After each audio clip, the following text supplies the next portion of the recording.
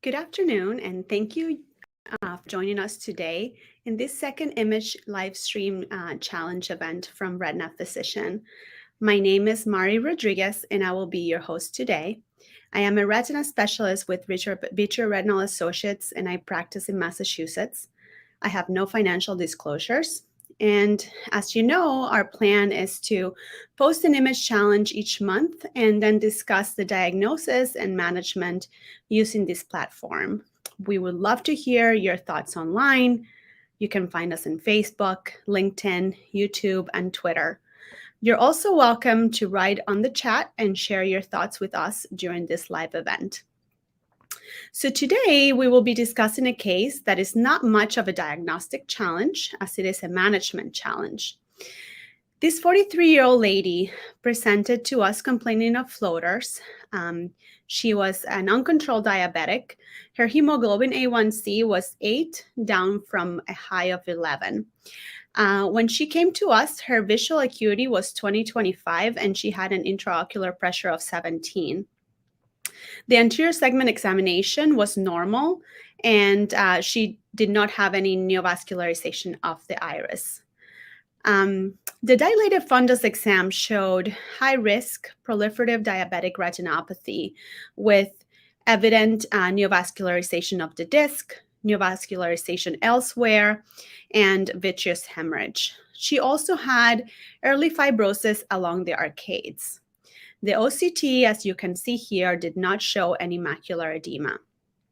Because of the early fibrosis along the arcades, just a second, go back to this. Yeah, just stay there for a minute. Because of the early fibrosis along the arcades, predisposing her to a tabletop detachment, we decided to start treatment with panretinal photocoagulation. So she received multiple series of PRP over the course of 3 months. I usually like to spread out these treatments. First, because they can be really painful for the patient, and they prefer to take it in little batches, and also because in cases like this, I do not want to decrease the VEGF drive too quickly, which may have some have suggested that might lead to the dreadful crunch effect as well.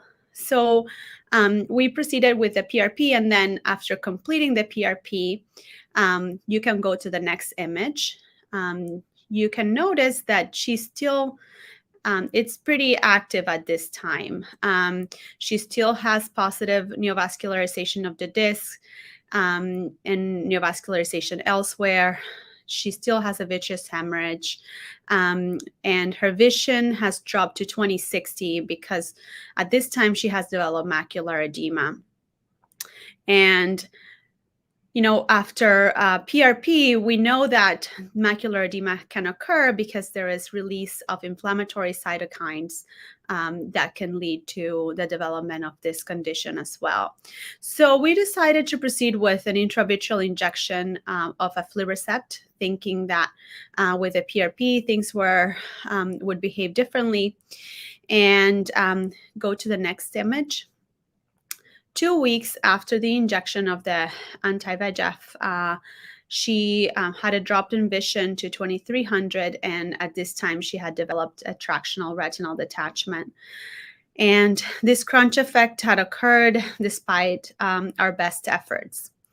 So at this time, we decided to perform surgery. We performed a pars plana vitrectomy, a membrane peel, panretinal photocoagulation, and we left her with 14% C3F8. You can go to the next image. So 2 months after surgery, her vision was 20/60, and she had an attached retina. So this case taught me multiple things. First, it is important to stay humble as a retina specialist. We can try our best, but high-risk scenarios like this, with high chances of development of tractional retinal detachments, we can see this outcome despite our best effort. Second, it is important to be honest with the patient and set realistic expectations from the get-go. In this case, the patient's initial vision was 20/25, even with a serious and potentially blinding condition. And, I usually try to explain to the patients at the very beginning that the vision may deteriorate despite our treatment. So when we're trying to put down a fire, setbacks may happen along the way.